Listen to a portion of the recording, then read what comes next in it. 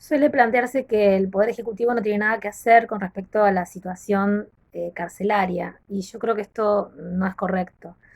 En principio no es correcto porque el Poder Ejecutivo es uno de los tres poderes del Estado que, por ejemplo, tiene la posibilidad de presentar proyectos de ley.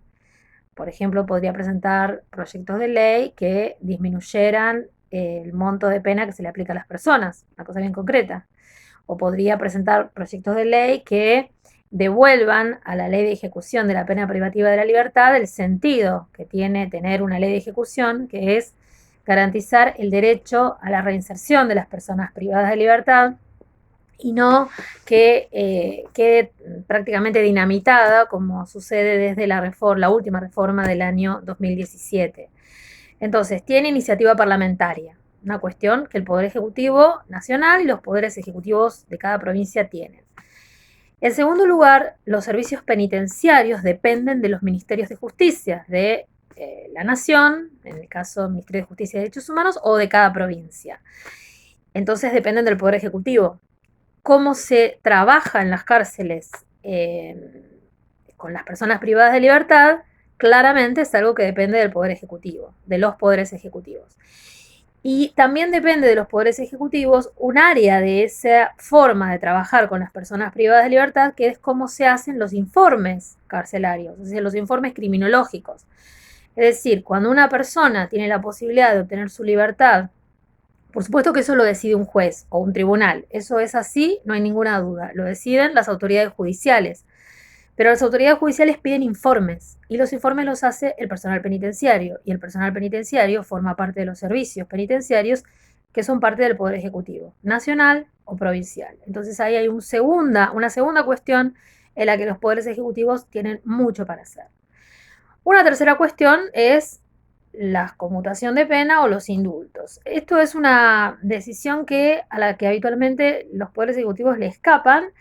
Yo creo que es discutible porque es cierto que es una rémora del pasado, es como una especie de gracia divina puesta en cabeza de una autoridad como un rey, por ejemplo.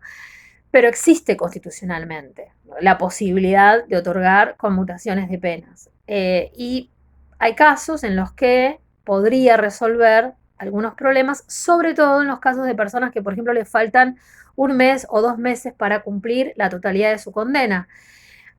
Hace no mucho tiempo, cuando la marea punitivista no estaba tan desplegada, por ejemplo, a fin de año o en Navidad, digamos, en determinadas ocasiones, los gobernadores de provincia, sobre todo, por ejemplo, conmutaban las penas de todas las personas a las que les faltaba un mes, 2 meses para cumplir su condena, y esto de alguna manera desagotaba, por decirlo de algún modo, la cantidad de personas que estaban encerradas, y era una especie de aliciente también, ¿no? Una expectativa que las personas tenían de que llegara esa solución.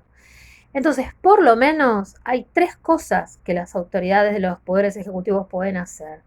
Enviar proyectos de ley, eh, orientar a los servicios penitenciarios para que los informes criminológicos se hagan de una manera que, en lugar de obstaculizar todas las posibilidades de acceder a la libertad con argumentos insostenibles, peligrosistas, positivistas, negando toda posibilidad de acceso a la libertad en base a cuestiones que nada tienen que ver con el desarrollo que esa persona ha tenido en los lugares de encierro.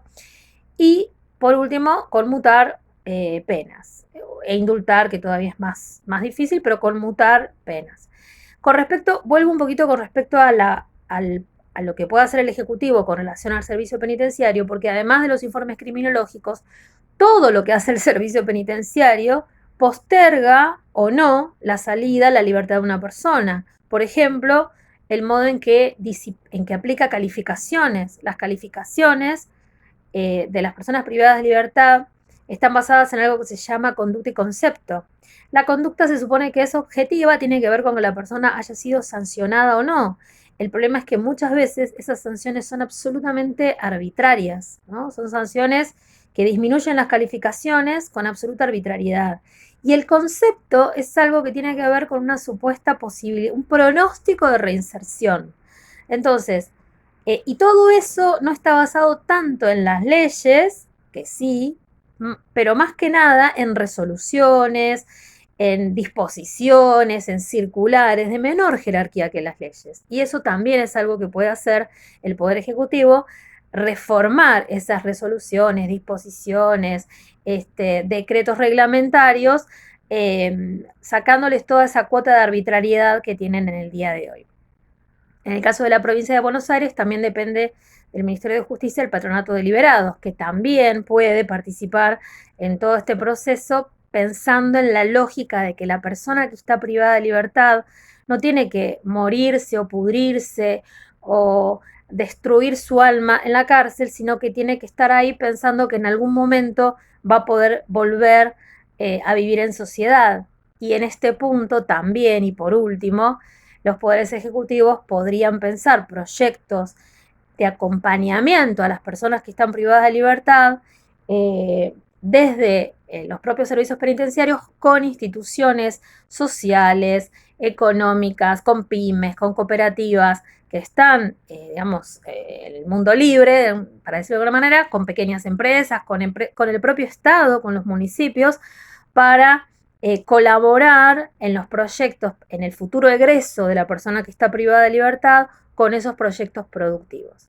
Estas son algunas de las cosas que podría hacer el Poder Ejecutivo Nacional y los provinciales en vez de construir más cárceles.